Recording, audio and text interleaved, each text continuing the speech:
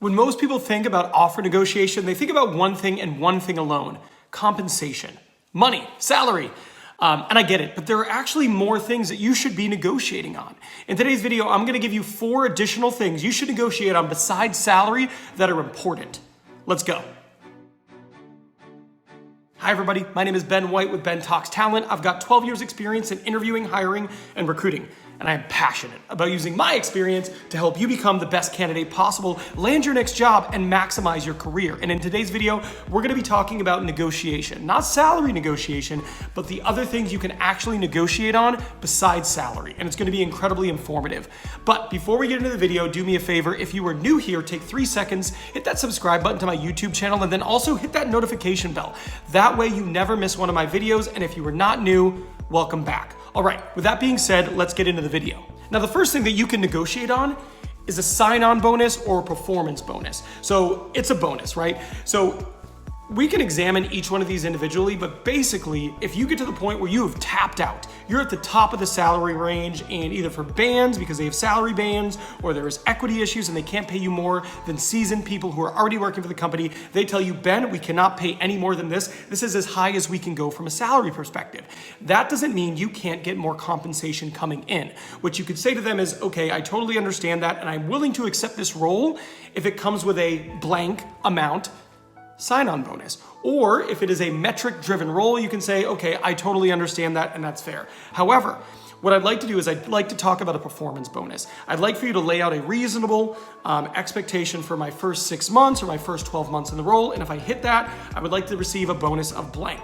And see what they say, see what they come back with. However, if you're doing this, make sure you get the specifics. If it's a sign-on bonus, make sure that's written into the offer.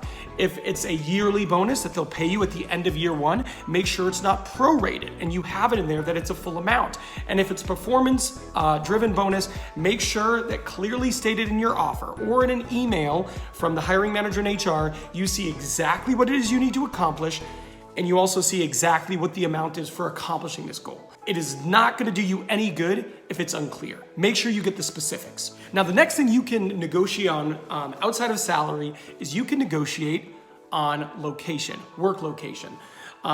It is probably easier than ever to actually talk about being remote or having a hybrid work scenario because so much of the world is doing it right now. But it's one of those things that might be worth negotiating into your contract of employment or into an offer letter. So you're working with them, they extend you an offer, maybe you're happy with the salary, maybe you're happy with the sign-on bonus, and you want to negotiate on something else because you love that peace of mind of having it written into your offer. Say, I would love to accept this offer and start on this date. However, what I'd like written into my offer is I'd like a 20% remote flexibility to perform this role. It's another thing that's worth writing in if it's actually something that matters to you. Right now, if you're at the point where they're extending you an offer, you have as much leverage as you're ever going to have. You're not gonna have more leverage as an employee. You're not gonna have more leverage of someone who's been there 6 months. But right now, they're extending you an offer. They see you as a person joining their team. You have the leverage. Now is the time. If you wanna negotiate on being remote, this is when you do it. Now, the next thing that is worth negotiating on is title. I see so many people who say, Ben, title is important. Title isn't important to me. I don't care about title. And often hiring managers will tell you, well, title doesn't matter. But they're wrong. Title does matter. Title matters because it's how you're perceived in and outside your organization. And even let's say inside your organization, it doesn't matter. But it matters in future interviews. It matters on your LinkedIn page. It matters on your resume. So it is one of those things that absolutely matters. In fact, when people look at a resume, if you go from manager and then they extend you an offer and it's at like a senior role, that matters because people like me, hiring managers, HR people, they look at that and they see a step back. So if you've gotten to the point where you're willing to accept an offer and the salary's right, it doesn't mean you shouldn't negotiate on title. So go back to them and go, you know what, the terms of the offer seem great. I'm willing to accept. However, before I accept, I'd like to talk about title. For my career, for the direction I'm going, I would like this to be called this. If you can give me this title, and this can be reflected on my start date, I will accept the role and gladly start with your organization. Something like that. But it's important. People think that title is something that just, it doesn't matter. It's just something that goes on a resume. But it tells a story. It tells a story about progression. It tells a story about your growth and your career arc, and is absolutely worth negotiating for. Now, the last thing I want to talk about in terms of other things you can negotiate in a job offer is training and development. So whatever profession you're in, especially early on, there's probably different things you can go out and get, whether it's certifications, classes, courses, maybe it's training of some sort.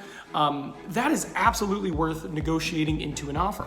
So maybe they've extended you an offer and the amount is a good amount. The start date, the title, the work location, all that stuff looks good. You might go to the hiring manager and be like, hey, this looks great. I'm really excited about working with you and joining your team. However, one of the things that I love to see, because it's really important to me, is a guarantee of training and development. Specifically have it, you have to know what it is. You can't go to them with be like, hey, I would just like some money for training. You have to specifically have it. So maybe you're in HR and you're like, you know what, one of the things that I'd like is I'd like the company to pay for my SPHR. Maybe you're a recruiter and I'd like for the company to pay for me to get my airs. Or maybe you're in quality and you're like, I'd like for the company to pay for me to get my green belt certification.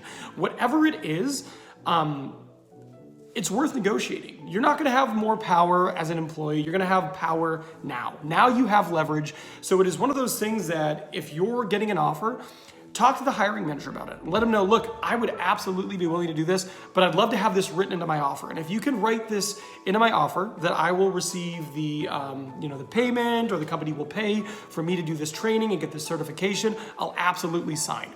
Just because maybe they've reached the top of what they're willing to pay doesn't mean there aren't things that are worth discussing. This video gives you 4 things that are worth discussing, worth pursuing, and worth negotiating into a contract that'll make you better off as a professional. Good luck in your next interview.